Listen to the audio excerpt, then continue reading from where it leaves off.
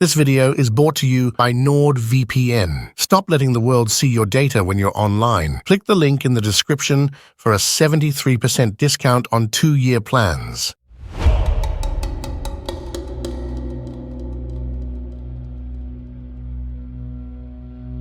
(1515), and the sky over the Raichur Doab burns crimson, mirroring the flames of war tearing through the land. Krishnadevaraya, the king of the Vijayanagara Empire, stands at the head of his army, a force so vast it stretches beyond the horizon. He is here to finish what he started, the complete destruction of the Bahmani Sultanate and its remnants, beginning with Sultan Ismail Adil Shah of Bijapur. Raichur has been the prize for decades, fought over by empires. But this time, Krishnadevaraya is determined to reclaim it once and for all. Across the battlefield, Ismail Adil Shah believes his fortress will hold, but Krishnadevaraya has brought the full might of Vijayanagara: 700,000 infantry, 32,600 cavalry, and 550 war elephants to crush his enemy. For the king, this isn't just about Raichur. This is about destroying the last remnants of the Bahmani Sultanate and securing Vijayanagara's place as the dominant power in the Deccan.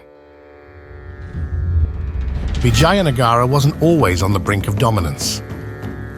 6 years earlier, in 1509, the empire teetered on the edge of collapse.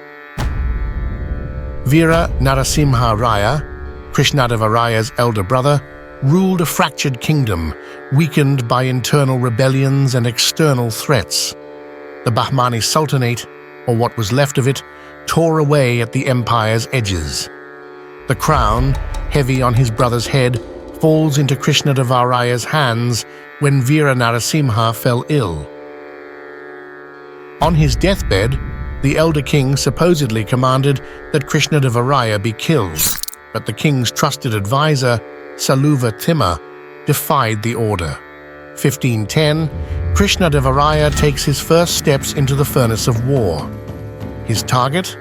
The Raichur Doab, a coveted region of fertile lands between the Krishna and Tungabhadra rivers, contested for decades. Sultan Mahmud Shah of Bijapur believes the fort is his. He is wrong. Krishnadevaraya's forces smashes through Bijapur's defenses, storming the Raichur fort, claiming it for Vijayanagara. But peace is a fleeting thing. By 1512, Bijapur retakes Raichur and Krishnadevaraya is forced to return, laying siege once again. The fort falls, but the war is far from over. Sultan Ismail Adil Shah of Bijapur rises to power, and now, in 1515, he wants to retake Raichur. Krishnadevaraya, however, has other plans. For months, Krishnadevaraya prepares for this moment. His campaigns against the Gajapati kingdom in 1513 pushes the boundaries of Vijayanagara's empire to the eastern coast. He takes Udayagiri and Kondavidu, crushing Gajapati resistance and expanding his control to the Bay of Bengal. But now, all eyes are on Raichur, the site of his greatest battles, and perhaps his greatest challenge. Ismail Adil Shah doesn't wait for Krishnadevaraya's siege to fully take hold. He knows the odds. Instead of holding up in the fort, he charges into the open plains. The clash is thunderous, an explosion of steel and flesh. War elephants, cavalry, artillery, everything is in motion. Krishnadevaraya commands from the front, driving his war elephants into the heart of the Bijapur army. His cavalry flanks and his infantry surges forward like a relentless tide. This is not a battle of attrition, this is a battle of annihilation. The Sultan's cannons roar, but the Vijayanagara army moves like a machine, too well coordinated, too well led. Krishnadevaraya has learned from every skirmish, every setback.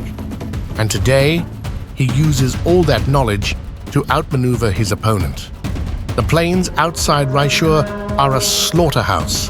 Ismail Adil Shah, fighting valiantly, is losing ground.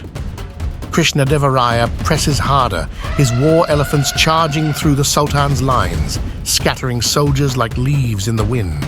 Cavalry riders clash, blades ringing, horses screaming. Krishnadevaraya's forces outnumber and overwhelm the Bijapur troops. Slowly but surely, the Sultan's forces begin to crumble. Ismail sees the writing on the wall. His army is faltering, and as his commanders fall one by one, the realization hits. Raichur is lost. The Vijayanagara army breaks through the final defenses, storming the Raichur fort. Krishnadevaraya himself leads the charge into the fort, his presence commanding, his will unbreakable. Ismail Adil Shah barely escapes, retreating with a few of his men to Bijapur, while Krishnadevaraya's banners rise triumphantly over the fortress. Raichur belongs to Krishnadevaraya now. The Raichur Doab, a region fought over for generations, is once again under the control of Vijayanagara. But this victory is more than just about territory. This is about domination, about sending a message to the Deccan Sultanates. Krishnadevaraya is unstoppable. The king's reputation soars. Throughout the empire, his name is spoken with reverence.